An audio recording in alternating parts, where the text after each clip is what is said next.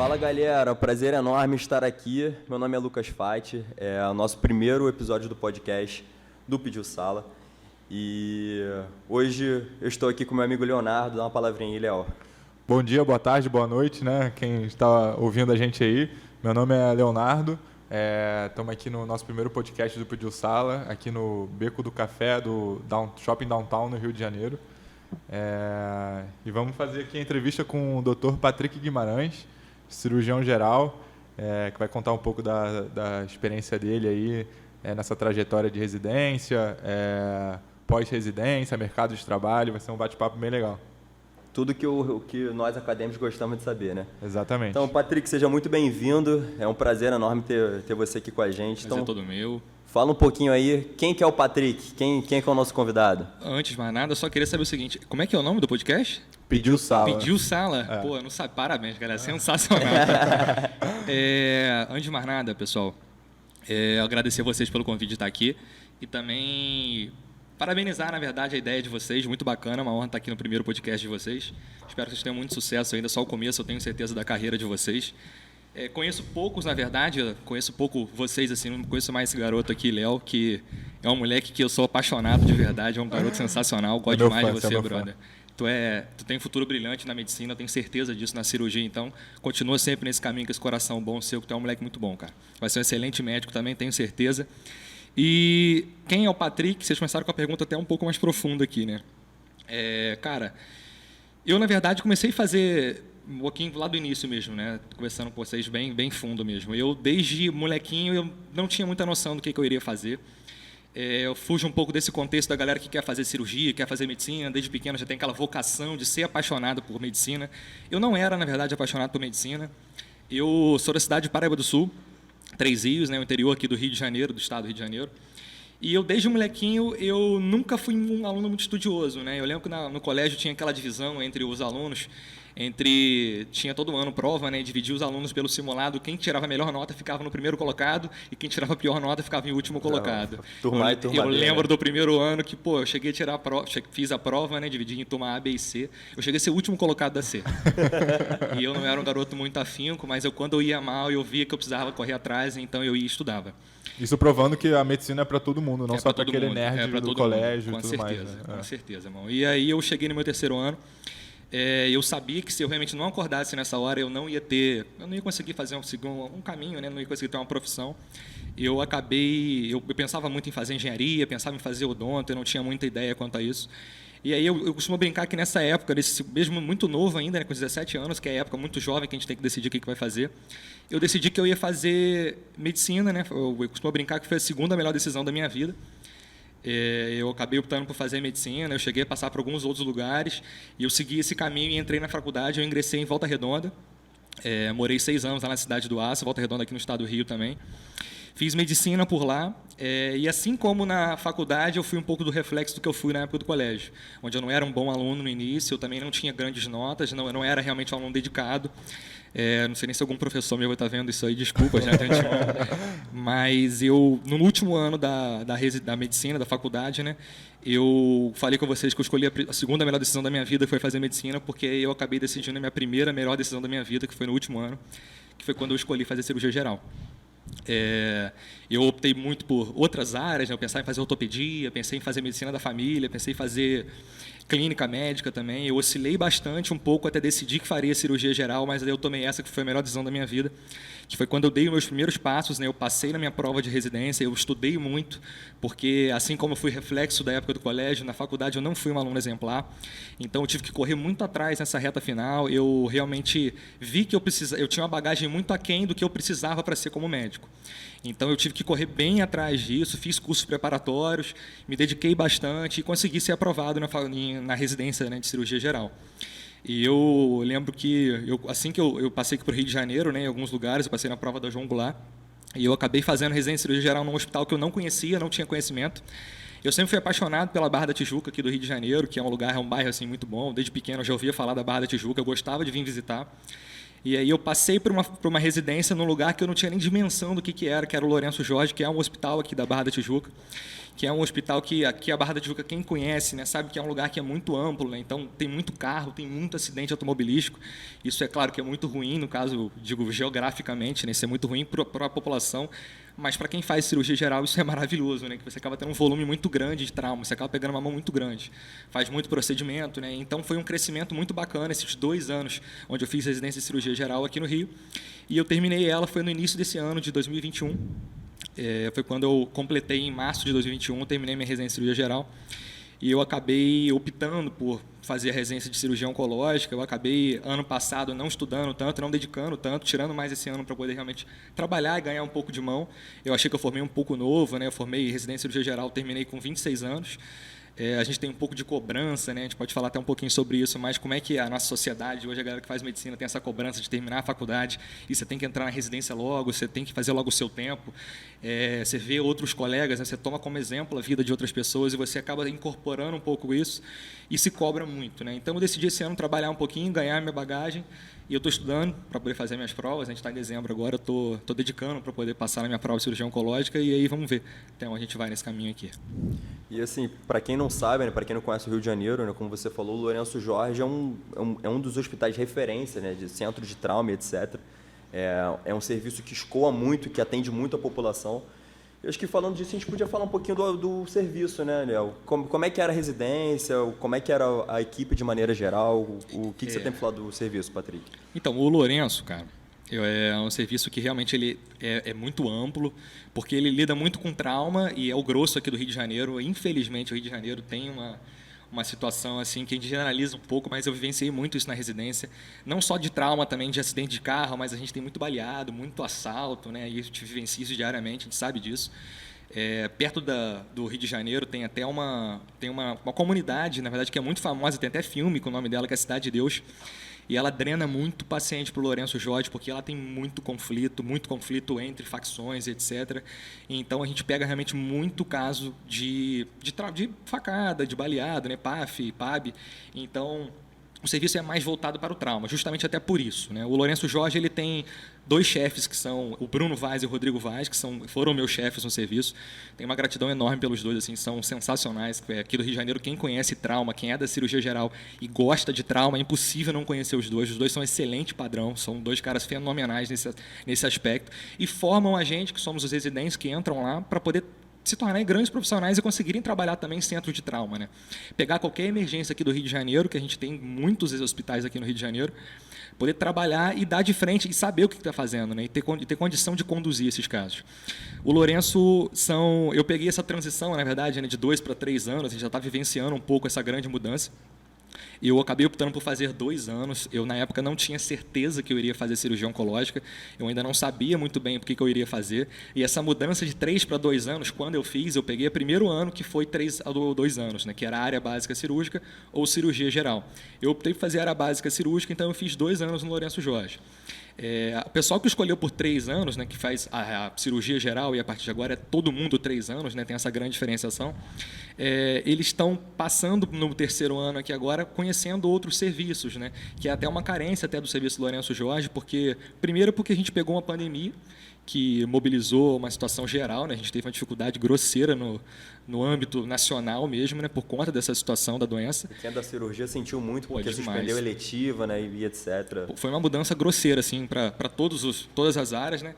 E isso é algo que careceu muito no Lourenço Jorge, da gente não poder conhecer outros serviços, né? Por exemplo, no trauma, a gente excede muito no trauma, a gente sabe muito de trauma, né?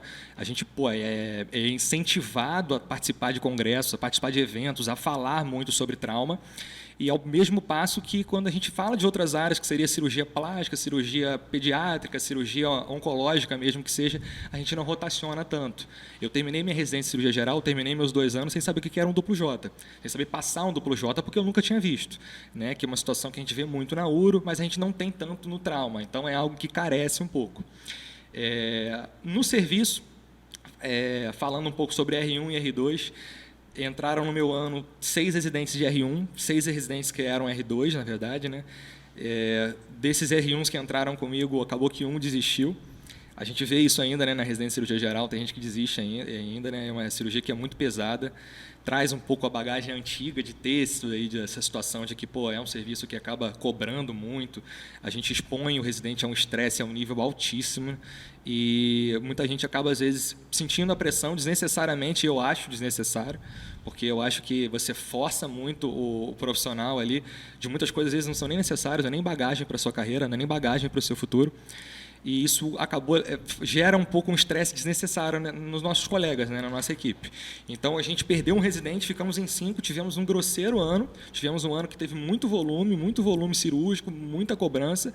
E no meu segundo ano, que é o R2, que é o melhor ano que a gente tem, né, que é o ano que a gente consegue trabalhar, que a gente consegue operar, a gente venceu a pandemia. Ficamos uns 2, 3 meses, que foi aquele auge de março até junho, sem operar tanto, com um nívelzinho um pouco baixo de cirurgias, né? Tivemos pouco volume de cirurgia, mas quando a gente voltou, a gente correu atrás e conseguiu operar um pouquinho mais. Foi mais ou menos isso aí que a gente vivenciou lá no Lourenço Jorge esse ano. Ô, Patrick, e assim, acredito que quem está nos ouvindo agora, né, é provavelmente um amante da cirurgia, quer fazer cirurgia, está terminando a faculdade ou já terminou e está se preparando para a prova de residência. Sempre bate aquela dúvida, né? Nossa, será que cirurgia é realmente para mim? Cirurgia é para quem quer, não para quem pode. Vamos falar um pouco assim, sobre a parte da carga horária da cirurgia. Você falou um pouco sobre o estresse da cirurgia real, dos residentes, como que é a relação entre o R1 e o R2. O R1, como é que é o serviço no contexto geral, né? Exatamente. Né? Porque assim, a gente escuta muito falar que, você mesmo falou, o serviço de cirurgia é muito pesado, a gente escuta umas histórias assim, cabeludas, né? Sim. E tinha isso no serviço, você presenciou alguma coisa do tipo, assim, a questão de realmente você se sentir ofendido, se sentir humilhado? São anos intensos, na verdade, né? A gente termina a faculdade, vai trabalhar, a gente dá uns plantões ali, cá, trabalha numa UPA aqui, trabalha numa emergência aqui. A gente vai dando umas porradas na cabeça, né? Aprendendo umas coisinhas ali, mas quando a gente entra na residência são anos intensos, né? Primeiro que é intenso porque ali vira sua família, cara. Você está convivendo com pessoas que você não conhece, que você não tem intimidade. Você começa a pegar 5 pessoas que você nunca viu na vida e começa a conviver com elas 90 horas por semana. Gente completamente diferente, né? Todo Criações mundo, completamente cabeça diferente, cara. O cara pensa diferente de você. E, muitas vezes você quer que a pessoa pense do seu jeito. Você quer meio que impor a sua forma de pensar, só que não é assim que funciona, cara. É uma família mesmo que acaba se tornando e a gente tem a grande dificuldade mesmo de ter pessoas que acabam ornamentando, conduzindo a gente. A gente tem o grande déficit, que é o salário da Bolsa de Residência Médica, que depois de 20 e tantos anos a gente teve uma mudança agora recente. O residente de cirurgia geral ele ganhava pouco de R$3.000, agora está ganhando R$4.000, ainda não é nenhum avanço grosseiro. A gente trabalha, por exemplo, aqui no Rio de Janeiro, que a gente sabe que o custo de vida é mais alto. Você pega um lugar que faz residência no custo de vida mais barato, acaba sendo ok, não é tão pesado assim, mais ou menos. Mas para o cara se manter aqui no Rio de Janeiro ganhando a Bolsa de Residência Médica, acaba carecendo muito. Então o cara já está um pouco estressado porque ele está tendo que passar 80, 90 horas na residência, ele tem que trabalhar um pouquinho fora, senão ele não consegue manter, não paga o FIES dele, não consegue ter os custos que ele tem por fora. Então o cara está uma bola, assim, ao teto do limite dele de estresse, ninguém está aguentando mais nada. E isso acaba sendo refletido, né? Isso aí é reflexo de tudo nosso, né? Quando você tem algum ponto, uma área de muito estresse, você acaba querendo descontar em outro lado. A gente sabe que existe uma hierarquia no serviço, existe a hierarquia do staff, que a primeira pessoa que ele vai cobrar é o R2 e a segunda pessoa que o R2 vai cobrar é o R1. Então o R1 é aquele saco de pancada. E o R1 vai lá e cobra o interno. E tem o interno, né? Exatamente. Mas o interno também, é o acadêmico, depois realmente é outra área que acaba sofrendo um bocado, né? Mas em relação ao plantão fora da residência, você acha como é que funciona dentro da cirurgia geral? Porque a gente vê que outras residências, a carga horária é um pouco menor, a gente consegue ter um pouco mais de tranquilidade para dar plantão e conseguir aumentar essa renda mensal, né? Na cirurgia, é possível dar mais de um plantão de 12 horas? É possível. Eu acho que o pessoal romantiza muito essa ideia também, né? O pessoal tem ideia de virar e falar que cirurgia geral também é só porrada, você vai só ficar lá ralando, etc. Mas eu acho que romantiza um pouco essa ideia, porque dá sim para trabalhar. Eu, quando entrei no meu R1, eu trabalhava aos domingos. Eu tinha minha rotina de trabalho, só que eu tinha um plantão que eu fazia domingo de manhã numa UPA, inclusive na UPA Cidade de Deus também, né? Eu reclamo de lá, falo de muito contexto, mas também foi muito bom trabalhar lá. Então você consegue trabalhar assim por fora, você fazer um plantãozinho por semana eu acho possível. Agora, se você quiser ceder um pouco, você vai ver que vai pesar em algum lado da balança. Você vai ver que se, por exemplo, você começa a trabalhar 3, 4 plantões por semana, você vai falar, olha, eu não estou dando conta. Pô, eu não estou conseguindo render no serviço. Porque, primeiro, principalmente porque quando você trabalha fora, você trabalha à noite. Você está na residência de manhã, você não consegue ficar à noite em casa dormindo. Você vai ter que ir trabalhar para ganhar seu dinheirinho, você está querendo ganhar um dinheirinho extra, né? Pô, isso pesa demais, cara. Você entrar cansado no trabalho no dia seguinte, na residência no dia seguinte, cara. Você tem uma cirurgia no dia seguinte, por exemplo. Eu dou um plantão terça-feira no Serra da Barra, que é um lugar que tem muito volume, né? Que é um lugar que, aqui no Rio, quem não conhece, é em frente ao Lourenço Jorge. Você dá um plantão ali no Serra da Barra, igual eu fiz várias vezes, e você sair de lá, você ir direto pro Lourenço Jorge, 7 horas da manhã, para poder encarar uma Whipple que está no mapa no dia seguinte. Pô, cara, você não consegue render. Muito pesado. Você está dentro de campo ali, de repente, você está pescando ali em pé. E outra questão também que, assim, a residência não deixa de ser uma etapa de formação, né? Você não consegue nem estudar, né? Assim, agora, Patrick, eu achei muito interessante que você falou que na residência tinha uma carga horária de 80, 90 horas semanais. E, assim, na legislação são 60 horas semanais, né? E como é que fica essa relação? Tinha esse respeito de carga horária, não tinha? Como é que era? Eu acho que tem uma tendência a começarem a respeitar. Eu acho que, ponto, isso aí é periódico, eu acho que a gente está começando a querer entrar nisso. Os mais antigos, é claro que, pô, vão reclamar, vão falar que você é frouxo, você não aguenta ficar 60 ou ficar 80 horas lá trabalhando, tem um pouco da cultura. É uma crença, antiga, né? É uma crença, exatamente. Eles trazem isso e acham que se a pessoa reclamar que está trabalhando mais 60 horas, pô, então ele é fraco, a geração agora é fraca. Mas tem uma tendência, porque tem muita legislação em cima disso, né, cara? Pô, você está começando a pegar aquele profissional ali, por exemplo, e submeter ele a 100 horas, isso é desumano, cara. Isso acaba extrapolando um pouco do lado que a gente consegue render, cara. E, pô, você trabalha na formação do profissional, igual a gente está falando aqui, né, cara? A residência médica, cara, é o melhor período da nossa vida, cara. É o período que você acabou de terminar a sua faculdade, é a hora que você aprende, você bota a mão na massa de verdade. A faculdade, você não tem autonomia de aprender as coisas. A residência médica, cara, é um período mágico pra gente, cara. Você é residente de cirurgia geral, então, você está lá aprendendo, você está lá fazendo um procedimento e tem um cara do seu lado. Caraca, onde que tem isso? Onde que existe isso, cara? Você está lá fazendo um procedimento, você vai drenar um tórax, você nunca drenou um tórax. Pô, tem um cara do seu lado que fala, olha só, anestesia aqui. Vem cá, olha só, passa o dreno por aqui, ó. Ah, você não sabe fazer? Deixa eu te ajudar, bota aqui. É claro que tem uns caras que vão dar um tapa na sua mão e vão falar, pô, deixa que eu faço. Ou então aquele assim, né? Não, deixa eu dar uma olhadinha aqui, né? Quando você vê, perdeu o procedimento. Tem as clássicas, né, cara? Deixa eu te mostrar como é que faz. Mas, cara, isso não existe, cara. A residência médica, só aqui que você tem isso. É lá que você vai aprender a fazer isso, cara, operar uma cirurgia. Pô, é sensacional, cara. As áreas cirúrgicas, então, por isso que pós não está vingando na área que é procedimento. Ginecologia não existe. A pós hoje são muito, assim, estão começando a entrar no mercado, mas não consegue vingar. Porque realmente a residência médica, você tem alguém do seu lado que te ensina, cara. O cara pega na sua mão e fala, faça isso aqui. Então, cara, realmente, pô, é uma escola. Então, se você conseguir dedicar tempo para isso, 60 horas da sua semana com isso, tem um salarinho, ok? Pô, melhor dos mundos, cara. Chegou em casa, lê um livro, pô, vai estudar um pouco sobre cirurgia geral, vai aprender cirurgia geral teórico, você vai mesclar um pouco da prática com o teórico. Cara, sensacional. Isso é uma coisa que até a gente ia abordar, que é essa questão que a gente vê que tem muitos serviços, até aqui no Rio de Janeiro mesmo, que tem um volume de cirurgias absurdos, mas que não tem tanta teoria, tanta parte teórica, né? Para você, como é que foi na residência? Tinha um equilíbrio? Você via mais que era mais focado em prática, mais focado na teoria? Como é que era esse balanço? Eu conversando com os colegas aqui que fizeram no Rio de Janeiro, eu acho que as tendências dos municipais do Rio de Janeiro são mais prática, cara. Primeiro, prática porque realmente você tem um volume grosseiro. Pô, você pega o Souza, por exemplo, ali, você pega o Salgado Filho. Cara, são hospitais que você tem um volume de trauma, você pega o MEIA, você pega o centro do Rio de Janeiro muito grande. Então, você tem um volume não só de trauma também, mas inflamatório. Então, você não consegue ter tanto teórico. O Lourenço era mais ou menos um reflexo disso, cara. O Lourenço, por exemplo, no meu serviço, o que a gente deve de teórico, a gente deve ao Rodrigo Vaz, que foi um staff do nosso serviço e é um cara que marcava muito em cima da gente. Eu devo demais a minha formação por causa do Rodrigo. O Rodrigo, ele realmente cobrava muito teórico, além dele ser um cara realmente na prática, ele é muito firme, ele é um excelente cirurgião, mas no teórico ele cobrava da gente, ele ensinava a gente quanto a isso. Eu acho que isso carece um pouco comparado a outros serviços, pelo que eu converso com os colegas, por exemplo, Ipanema, que eu consigo dar esse exemplo aqui, que é próximo da gente, que é um dos federais do estado. Ipanema, eles têm uma sessão teórica semanal. Isso é muito importante, cara. Isso falta muito, você ter uma semana, você tira 1 hora da semana que seja para reunir todos os residentes. Ó, esse aqui, hoje o residente, que é o R2 aqui, fulano de tal, ele vai falar um pouquinho para a gente sobre coisa simples, nada técnica cirúrgica específica não. Por exemplo, preparo pré-operatório. vamos lá, risco cirúrgico. Cara, esses detalhes são tão importantes, você dar aulas, falar sobre esse tema, porque se você está formando um cara que não é só um cara que vai lá ficar repetindo toda vez o mesmo mecanismo, vai saber operar. Cara, você está formando um cara que é cirurgião, um cara que é médico, um cara que tem que saber fazer isso aqui. O cara não tem que saber só operar. Saber operar, o cara fica treinado ali 1 ano, o cara aprende a fazer isso. O cara vai fazer um curso depois e vai aprender a fazer isso. Mas o cara que é médico, o cara tem que saber, cara, se portar, o cara tem que saber conduzir um caso. Até para gerir o próprio consultório, né? Fazer o manejo de consultório. Até em tudo. Você queria perguntar? Não, eu ia até falar um pouco sobre isso, mas vamos até avançar um pouquinho aqui e fazer uma pergunta polêmica. O R1 opera?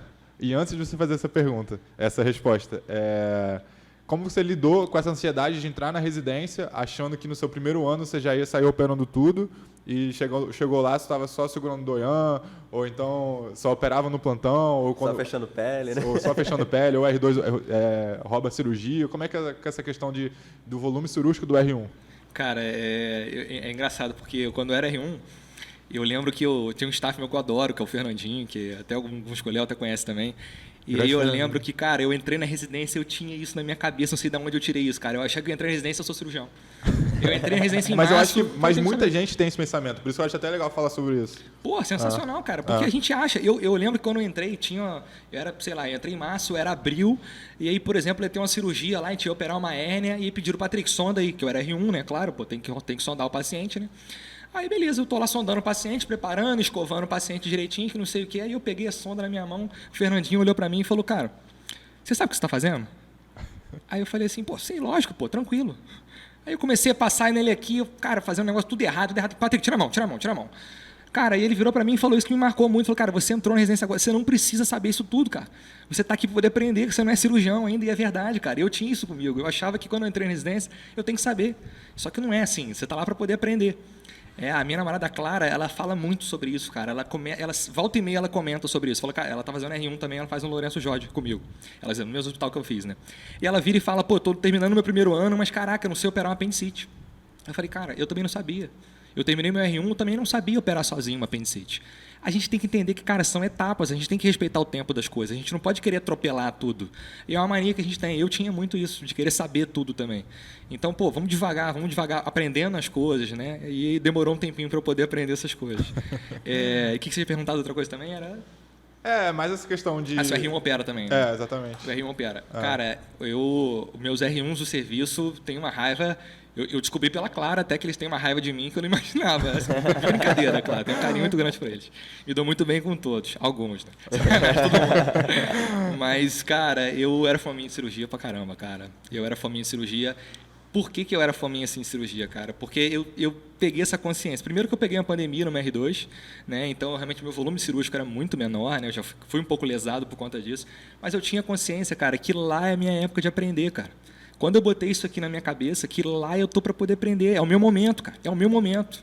Daqui a, passaria um ano, e um ano voa, cara, passa um ano, passa 2 anos, cara, você tá pegando um plantão de emergência aqui, você tá pegando um plantão de cirurgia lá no Pedro II, do Salgado Filho, plantão ali no Carlos Chagas, cara, é você o responsável pelo paciente. É você que carimba ali como o staff da cirurgia, cara. Quem que é o staff? É você, sou eu. Então, cara, nesse tempo que você está na residência, nos seus 2 anos de residência, cara, é a sua formação. Abraça a causa. Tem um apendicite no meu serviço. Geralmente quem opera apendicite é o R1. Pô, eu tinha acabado de virar R2, operei, sei lá, umas 30, 40 apendicites no meu R1. Eu vou operar apendicite, eu quero operar. Você vai roubar a cirurgia do R1. Cara, ele rouba ano que vem do outro R1, acabou. Mas eu preciso aprender a fazer isso. Eu preciso saber fazer isso. O N cirúrgico demonstra muito quem você vai ser lá na frente, o profissional que você vai ser. A gente trabalha na cirurgia, que é uma área que, é claro, o teórico é fundamental. Se você não dominar o teórico, você não vai saber praticar isso. Mas, cara, cirurgião é hora de voo, cara. A hora de voo pesa demais. O cara que operou 100 cirurgias, a chance dele ter uma complicação é muito menor comparado ao cara que operou 10. Então, quanto mais você puder aperfeiçoar a sua técnica, aprender isso, abraça a causa, cara. Claro, com humildade, não vai pesar em ninguém, tenta trazer o R1 para a cirurgia também, entra com ele, auxilia ele na cirurgia, deixa claro essa situação que você está pensando, para ele poder também tentar ser assim ano que vem. Você não vai querer também ser um cara sacana com eles, mas, passe a sua situação, você tem que aprender, cara, você tem que saber. Né? Não abra mão das oportunidades que a vida está te dando. Isso que é verdade. Saiba dizer não, mas também sabe dizer sim quando você precisa dizer sim. Né? Tem um staff que eu conheço que ele falava assim, não, o R1 ele pode operar sim. Ele opera quando você virar R2, você deixa ele operar no seu lugar, né? Eu acho que esse pensamento é muito legal, né? Porque às vezes as pessoas têm esse negócio de, você virou R2 no dia 1º de abril. E aí você não pode mais operar nenhuma apendicite. Eu acho que esse pensamento tem que mudar um pouco também, né? Você tem que operar se você está com vontade de operar, se você operou pouco.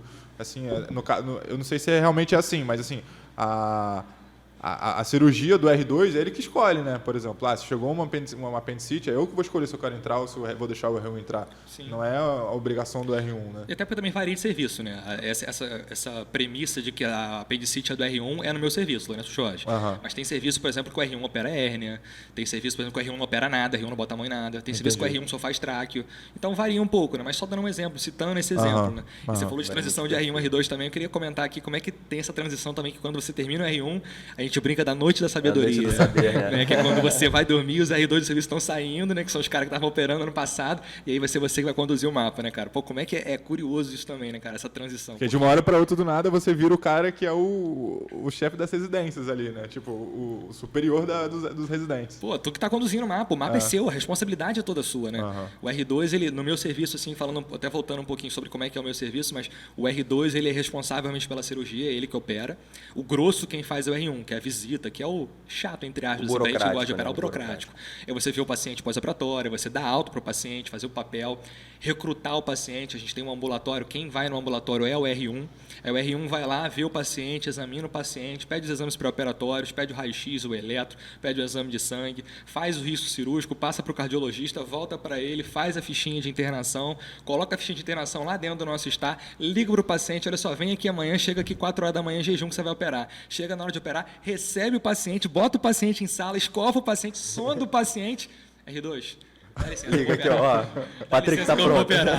Foda, cara, é complicado. Não tem como ter estresse, né, cara? O R mais é a estrela, né? Porra, só chega quando tá tudo pronto. Né?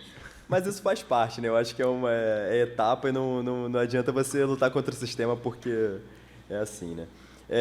Patrick, eu queria te perguntar em questão de serviço porta aberta e eletivo, né? Aqui no Rio a gente tem muito esse perfil. O que você pensa sobre? Qual que é a sua opinião sobre? Você acha que faz muita diferença? Você acha que não? No final das contas, todo mundo forma igual? Outra, sensacional essa pergunta. Eu nem tinha reparado, vocês tinham colocado isso, mas muito boa pergunta, cara, porque, vamos lá, quando você termina a residência de cirurgia geral, você imagina o seguinte, você vai trabalhar onde? Você vai trabalhar com o quê?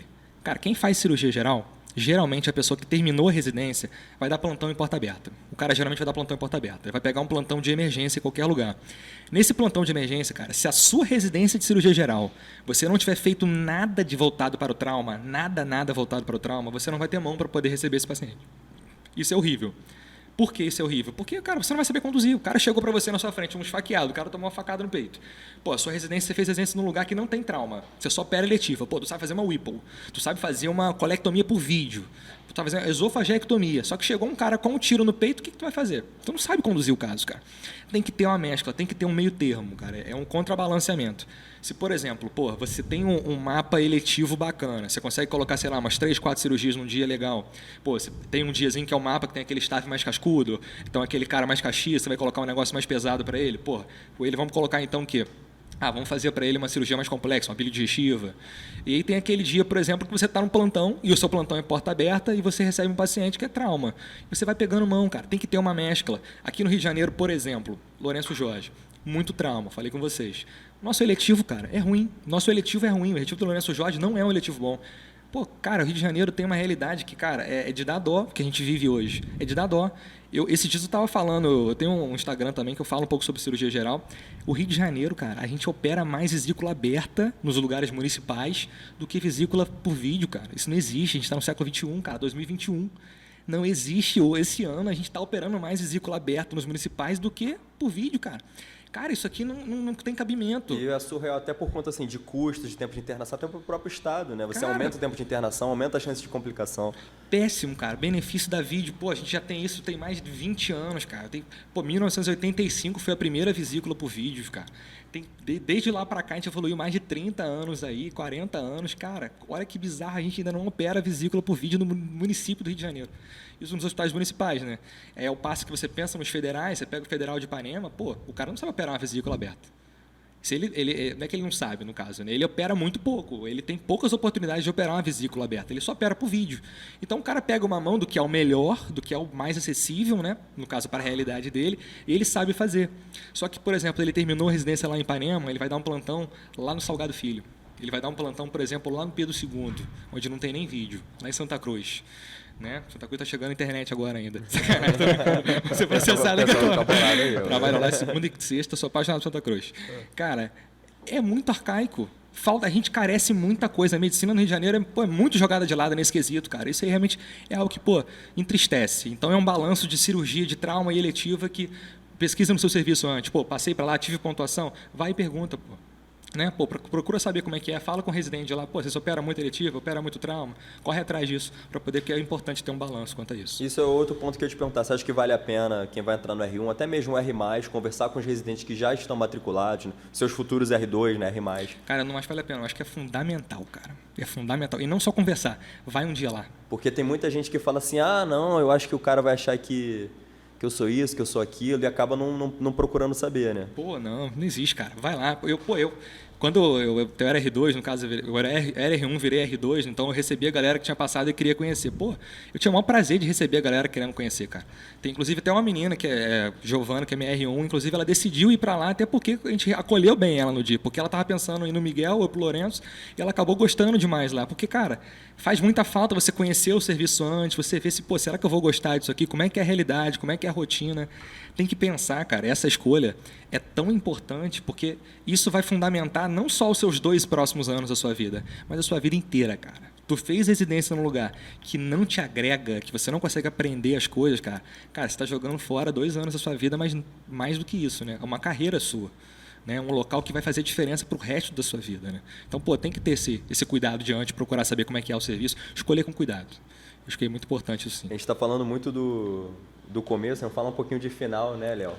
Então, eu queria até perguntar para você, né, como que você lidou com esse final da sua residência, da sua entrada no mercado de trabalho, como que é essa transição, né, de você estar sempre ali amparado por alguém, por um staff, o cara tá pegando na sua mão, e do nada você se vê no mercado de trabalho tendo que ser responsável pelos pacientes só você. Como é que foi essa sua transição? E, além disso, falar um pouco também sobre a remuneração, né, que acho que é pouco falado. Acho que as pessoas entram também... Tem um tabu, né, para se falar acho que de salário, de remuneração. Tem um tabu, e acho que as pessoas também entram no mundo da medicina e da cirurgia achando que vai se formar um cirurgião e vai ser milionário. Também, não sei se... pode falar um pouco da sua experiência, como é que está sendo, sobre essa parte também. Primeiro, um pouco sobre, então, como é que é a transição, então. O cirurgião terminou a residência e vai começar a trabalhar, né? Uhum. Cara, responsabilidade. A gente brinca da noite da sabedoria, né? Que você é R1, vira R2. Quando você termina a residência em cirurgia geral, cara, é uma responsabilidade que, assim, às vezes a gente não tem tamanha dimensão, né? Até a gente começar a vivenciar complicações e momentos difíceis, né? Eu acho que, cara, essa transição... Eu lembro que quando, assim, brincadeira à parte, falando assim, você tem que primeiro plantão seu que você terminou a residência com beta-block, cara, que o coração acelera toda hora. Cara, você fica desesperado, porque, cara, de repente você tem sempre aquele cara que eu te falei que está do seu lado, segura na sua mãozinha e fala, faz isso aqui, acabou, cara. Isso acabou. Não é que segura na sua mãozinha, no caso, não literalmente, né, mas eu digo, você tem aquele cara que você pode perguntar, o que eu faço? Me ajuda aí. Onde que eu vou agora? Não sei como é que eu conduzo. Você está terminando R2 ali, chegou um trauma mais grave, o paciente um pouquinho mais complicado. Me ajuda. O cara te ajuda, o cara está ali para te dar a mão. Porque não, você sabe que tem alguém que você pode contar ali, né? Sim, tem alguém que você pode contar. Você acabou a residência, cara, você está dando um plantão, é claro que você vai pegar um plantão, por exemplo, a não ser que você seja muito confiante, seja um cara à parte, você não vai pegar um plantão sozinho. Sim. Você vai ter alguém contigo. Uhum. Você não vai estar de cara, dando a cara a tapa ali. Então, você chegou na humildade, virou para a pessoa, perguntou, olha só, sou recém-formado, estou começando a trabalhar agora, estou ganhando mão ainda, vamos lá, chegar uma coisinha mais grave, você me ajuda, deixa eu fazer as coisinhas um pouquinho mais, deixa eu operar, tá, você vai conversando as coisas, como é que é. Mas, cara, quando você começa a entrar e você vai afinco, você como staff, você responsável pelo paciente, cara, é muita responsabilidade, cara. É muita responsabilidade. A camisa pesa. A camisa pesa demais, cara. Pesa demais mesmo, cara. Tem muito cara grande que vira menininha essa hora. Cara, é complicado, cara. É complicado porque vivenciei isso, né? Eu lembro que a minha primeira cirurgia que eu fiz como staff foi um abscesso, se eu não me engano, mas coisa simples assim. E aí o paciente, drenei o paciente e tal, fiz o desbridamento ali do local, da área abscedada, comecei antibiótico para ele e tal. Você tem noção, eu passei meu telefone para o paciente. paciente foi de alta para casa, num hospital assim, municipal. Falei, cara, me liga aqui. O cara, uma semana depois, estava me ligando, me dando notícia como é que ele estava, do abscesso que eu drenei no braço dele. Falei, cara, mas é o desespero, cara. Você está preocupado com o paciente, você não sabe como é que vai ser o desfecho dele. Você começa a querer se importar, assim, você age como um garoto mesmo. Você age como um garoto. Você age como aquele recém-formado que veste a camisa para todo paciente que você vê. O cara que é recém-formado, a gente tem muito isso. O cara que é recém-formado, ele está na emergência ali, ele se preocupa excessivamente com o paciente. A gente não vê o cara que é 30 anos formado tão preocupado com o paciente. Isso é muito bonito, isso é muito lindo de se ver. Eu acho que tem que ter isso, acho que é importantíssimo isso. Mas o cara fica um pouco mais desleixado quanto a esse cuidado. Cara, você acabou de formar, você veste a camisa dele, você quer realmente o máximo do máximo, e fica tão preocupado excessivamente com ele, que você chega a fazer essa loucura de passar o telefone de um abscesso que você drenou no braço. E aí cada vez vai mais. Isso aí com abscesso, imagina quando eu a primeira vesícula sozinho, pô. Minha primeira apendicite, eu como staff, no caso, eu e algum auxiliar como staff, assim, você vai crescendo, você vai aprendendo essas coisas e vai tomando umas porradas, vai aprendendo, no caso, né? E aí vai tocando a vida, vai crescendo, vai ganhando bagagem, né? Vou fazer uma pergunta polêmica agora, Patrick. Assim, a gente vê que tanto na residência quanto na faculdade, Só né? teve polêmica, aliás, né? Não teve Vocês uma estão pegando tranquila, Tá né? na saia justa. Vamos mudar de pedir sala para saia justa. A gente vê muito que a galera, até na própria graduação, né, na própria residência, acaba formando muito inseguro. Os programas de residência lá fora são bem mais extensos que aqui no Brasil, né? Assim, cirurgia você pega na Europa são 4, 5 anos, isso só de geral. Você acha que muito dessa segurança é por conta desse tempo que a gente tem de residência, tipo 2 anos, 3 anos? Pô, eu aplaudi de pé, cara, quando eles mudaram para 3 anos, cara. De verdade, pô, é um pouco, assim, até, como é que se diz, um pouco, não sei se é um pouco hipócrita eu falar isso, porque eu escolhi 2 anos, eu não fiz 3, né? Mas eu não tinha dimensão do quanto que seria importante o meu terceiro ano. Cara, como que a gente forma inseguro, como que a gente forma ainda sem saber, na verdade, né, como é que a gente vai conduzir. Eu acho que se a pessoa realmente ele quer fazer uma subespecialização, por exemplo, vamos lá, eu fiz área básica, eu fiz 2 anos, eu quero fazer plástica depois. Pô, seria excessivo eu querer fazer 4 anos de cirurgia primeiro pré, para depois fazer mais 3 anos de plástica. Eu acho que é excessivo. Mas, pô, o cara não sabe, o cara vai fazer cirurgia geral, vai trabalhar com cirurgia geral, cara, pô, tem que ter mais, tem que ter um tempinho a mais. Eu acho que até lá na frente mesmo, por exemplo, a ideia da área básica, ela veio nesse contexto, ela surgiu nesse contexto, né? De 2 anos, o cara quer fazer o uro depois, o cara faz os 2 anos e depois se especializa. E quem quer ser cirurgião geral faz 3 anos. Mas eu acho que é muito importante isso, porque quanto mais tempo você está ali, no caso, você cada vez está aprendendo cada vez mais, né? Você está ali dentro trabalhando, você está pegando a mão disso, então cada vez você está criando mais bagagem. Esses 3 anos que eles colocaram recentemente aí, né? No caso foi uma mudança bem recente mesmo, agora é obrigado, né? Todo mundo 3 anos. Isso obriga o cara que vai fazer cirurgia geral a ficar esse ano a mais e coloca mais ainda no currículo a obrigação, entre aspas, assim, de rodar mais, conhecer outros serviços, né, cara? E isso forma cada vez mais bagagem para você ter uma noção. Por exemplo, aqui, você vai trabalhar como uro. Você está trabalhando como uro ali, por exemplo, você teve uma lesão no ato operatório, uma lesão colônica. Pô, o cara, às vezes, que trabalha com uro, está trabalhando há anos com isso, o cara não sabe conduzir, não sabe manejar. Pô, cirurgia plástica, quando o cirurgião plástico vai fazer uma lipo HD, aí o cara, por exemplo, vai fazer uma lipoaspiração ali no carro e vai fazer, sei lá, de repente acaba tendo uma lesão de alça, uma lesão de aponeurose. E aí, como é que conduz? Pô, você não tem mão, você fez 2 anos de área básica ali, você no seu último ano ficou acompanhando outro serviço, você não vestiu a camisa, você não aprende, cara, você não sabe conduzir. E cirurgia geral é um contexto, cara. É um contexto, é saber conduzir aquilo ali. Por exemplo, cirurgia vascular, né? Cirurgia vascular que mexe com todos os vasos do nosso corpo, a gente sabe disso, mas você está operando, por exemplo, um aneurisma de aorta, você tem que mexer, você abre a barriga do paciente, cara. Tem que saber conduzir, tem que ter esse leque de integração de todas as áreas, né, cara? E como que carece quem faz 2 anos, né? Você tem 2 anos só, pô, você não tem tempo nem de respirar direito lá dentro, você vai ficar rodando em cirurgia pediátrica, vai operar doença de Hirschsprung, pô. Você não tem essa mão, você perde isso. E um deles é tocando burocracia, né? Que é o Pois é, e um é só tocando burocracia e tomando porrada na cabeça. Né? Falando um pouquinho sobre o mercado de trabalho, né? Vamos falar um pouquinho sobre remuneração, Patrick? Ah, tá, não foi. Essa parte eu queria que você falasse um pouco também, essa sua experiência de cobrar o primeiro paciente, de falar sobre dinheiro, porque a gente que faz... A gente não, né? Que eu ainda não entrei na residência, mas as pessoas que fazem residência no hospital público operam ali 1, 2, 3, 4 apendicites no dia ou na semana. E aí, quando você vai... Tudo de graça, né? Recebendo só a bolsa ali de 4 mil reais. Não sabe nem qual código pedir, né? No seu caso, era 3. Como é que funcionou isso quando você entrou no mercado de trabalho, de ter o contato, de falar com o paciente, de ter que cobrar o paciente, de sobrevalores, porque você operava apendicite de graça, praticamente. E aí, de uma hora para outra, teve que pensar em valor, teve que cobrar, teve que pagar anestesista. Como é que foi essa parte? Se a gente brinca que no colégio não ensinam nada sobre como fazer declaração de imposto de renda, é mais ou menos isso. Né? No caso, a gente termina a residência médica, você não sabe cobrar o paciente, você não sabe como é que funciona esse mercado de trabalho, de códigos, né, de plano de saúde. E é um baque muito grande. Tá? Primeiro porque você trabalhou na residência médica, né? Você fez lá seu serviço municipal, onde eu fiz, no Lourenço Jorge. E conforme você falou, cara, a gente acaba operando o tempo inteiro, você não tem noção nenhuma de que lá fora você ganha por produtividade. Sim. Né? A não ser que você vá dar um plantão, por exemplo, que aqui no Rio de Janeiro eu posso falar para vocês que o plantão de cirurgião geral, o valor o salário do plantão é basicamente o mesmo do clínico médico. Aqui no Rio de Janeiro não tem essa diferenciação de salário de um para o outro. A gente trabalha a faixa média aqui no Rio de Janeiro de 1.000 e pouco, R$ 1.100 e gira um pouco em cima disso. Na rede privada, cara, você tem a grande diferenciação que existem os códigos, né? Que a gente costuma brincar, os códigos mágicos. Né? E aí, cada código que você coloca, cada um desses corresponde a um valor. Existem vários aplicativos. Só abrir um parênteses aqui, galera. Código, para quem não sabe, são os códigos do plano, né? Que cada cirurgia tem o seu, como se fosse uma identificação, né? Como se fosse um IP. E com isso a gente consegue cobrar de acordo com o que foi feito, né, na cirurgia. A tabela que eles utilizam, a tabela TUS, né? É uma situação que, por um exemplo, eu fui lá e operei um paciente aqui na emergência e eu coloquei o código de apendicectomia videolaparoscópica. Essa cirurgia corresponde a um valor X, por exemplo, na pessoa que tem um plano de saúde X, plano de saúde Y, por exemplo. Digamos que eu tenho, vou dar um exemplo aqui para vocês, eu tenho um assim, por exemplo, eu recebo um valor X para uma apendicectomia que eu faça na assim. Se eu faço na Bradesco com uma apendicectomia, eu recebo um valor X, o código é o mesmo. O código que a gente utiliza acaba sendo a mesma numeração correspondente a valores diferentes em cada hospital. E aí varia de plano de saúde para plano de saúde. Varia de plano de saúde para plano de saúde. Né? Só que, por exemplo, um dreno de tórax no plantão que você faz em um plantão, um hospital rede privada, você ganha por esse procedimento, porque você utiliza esse código.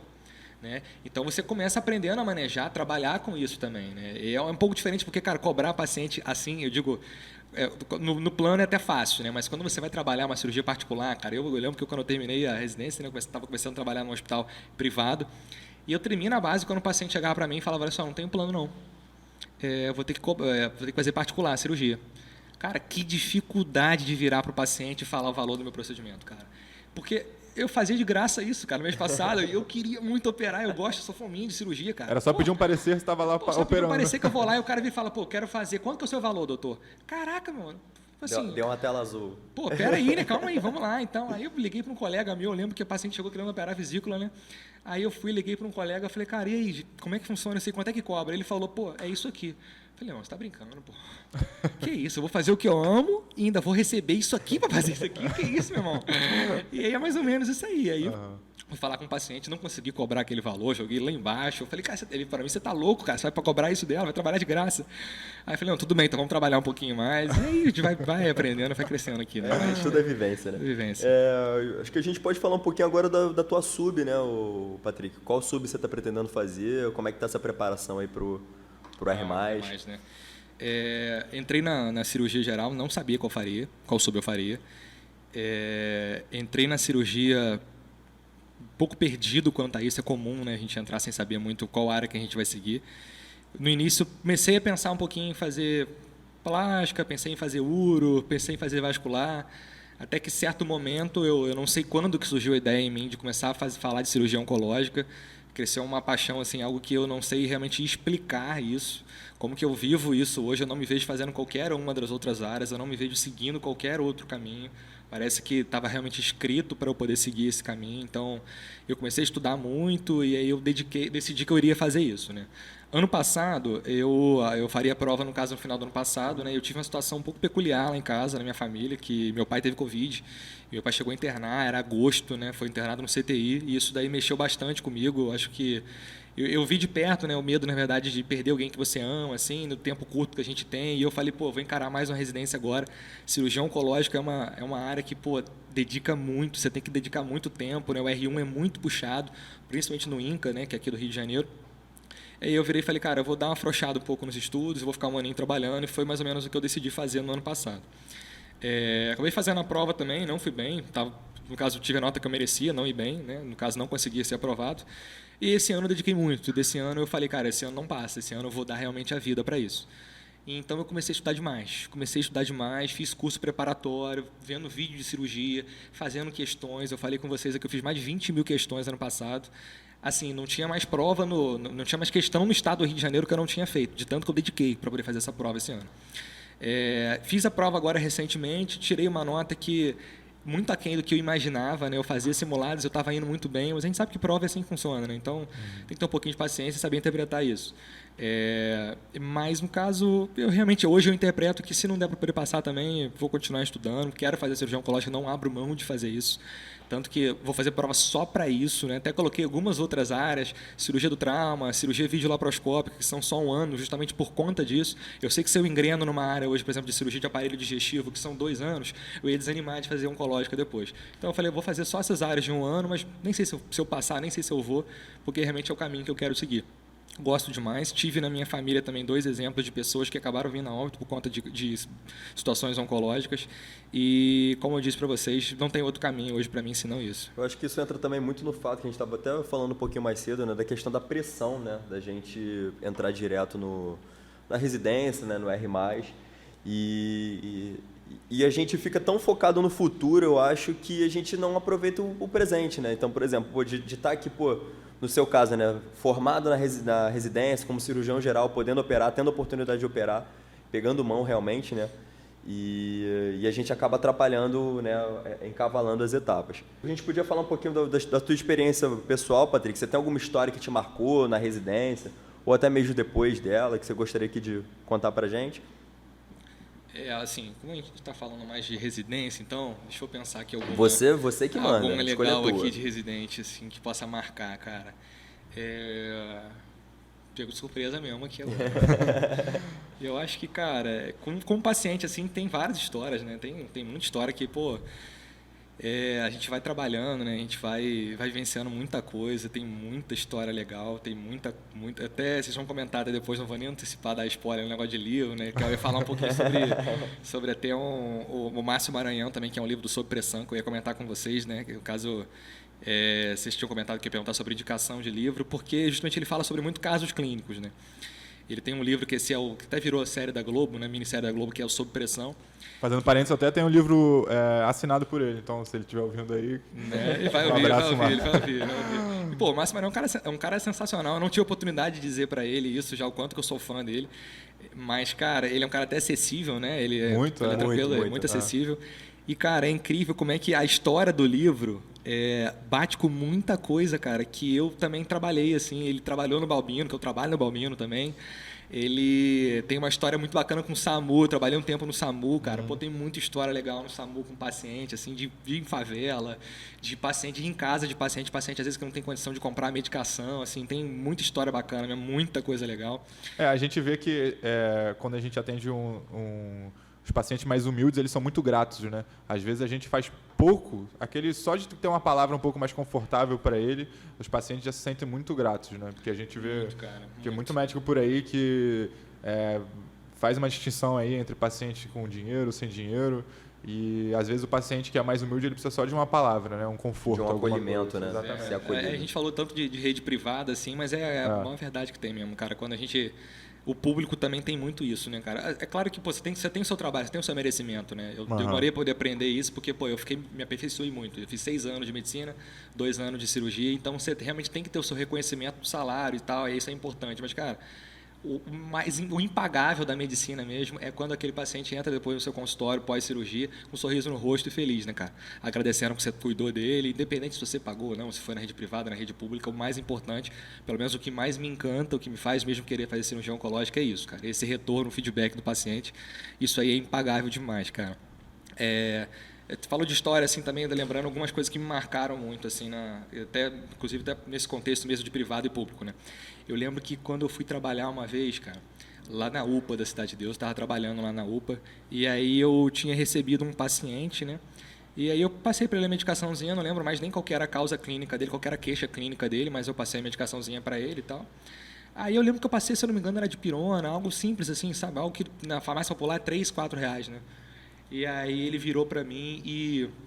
Acabei de medicar ele virou para mim e falou assim, não tem outra medicação não, pra você poder passar? Não posso fazer nada em casa não, tomar um suco de limão, algo que alivia a dor. Essas coisas o pessoal mais antigo acreditava, né, essas coisas. Eu falei assim, não, pode ficar tranquilo, pô. Não, fica tranquilo, essa medicaçãozinha é baratinha. Eu até falei, tá de graça aqui, pode pegar no postinho, ou não sei por que não podia pegar. E aí o paciente virou para mim na hora e falou assim, pô, mas é R$4. Como é que eu vou voltar para casa?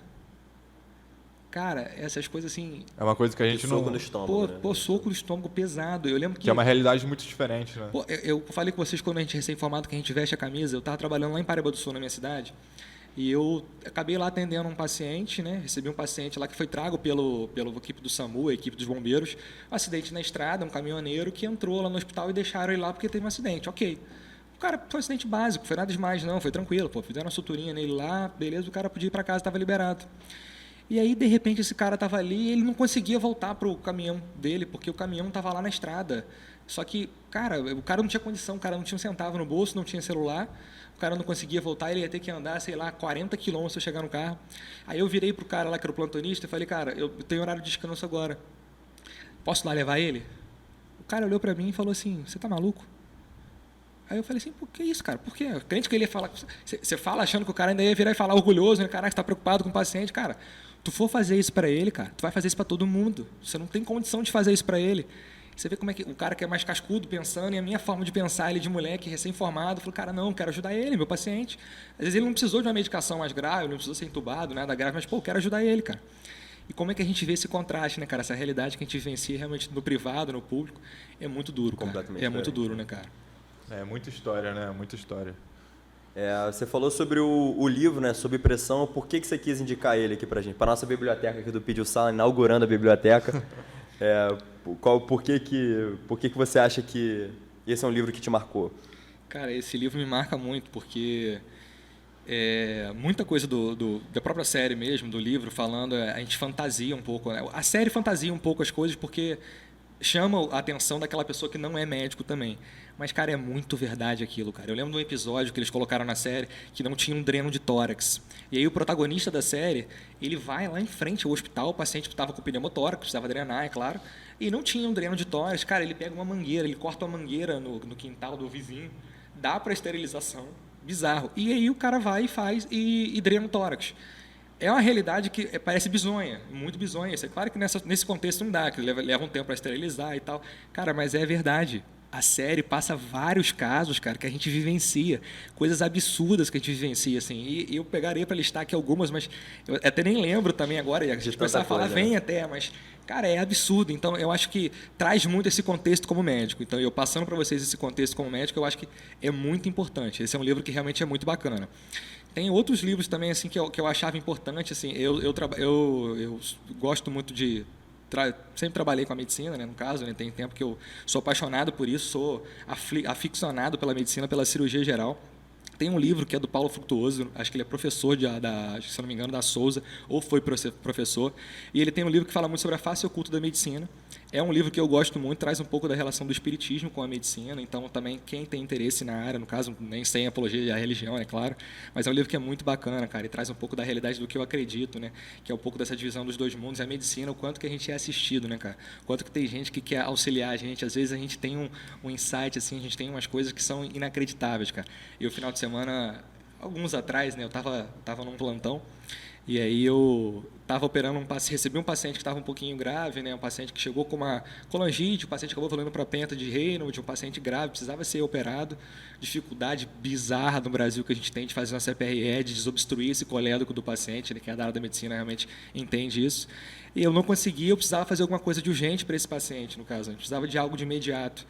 E aí acabou que... levei esse paciente para o centro cirúrgico, né? E no ato cirúrgico, eu acabei fazendo uma bile digestiva no paciente ali, no caso, uma situação que, realmente é impressionante, né? E eu sinto o quanto que, a gente é ajudado, a gente é assistido nessas horas, assim, no caso, o quanto que esse amparo é muito importante, dessa ligação entre os dois mundos, assim, cara, eu não saberia fazer isso, né? Essa veio ligação uma inspiração, como ali assim? na hora. Vem uma inspiração, assim, de coisa de Deus, meio divina, né? Então, lido um pouquinho com isso, eu acho bacana. E, Patrick, eu acho que para a gente encerrar, então, o que você deixaria de dica ou assim uma palavra de coragem, de repente, para uma pessoa que está aí terminando a faculdade ou que terminou, que quer entrar nesse mundo da cirurgia? quer entrar para cirurgia geral, ou que seja fazer alguma subespecialidade, uma dica ou uma palavra, o que você deixaria aí no final?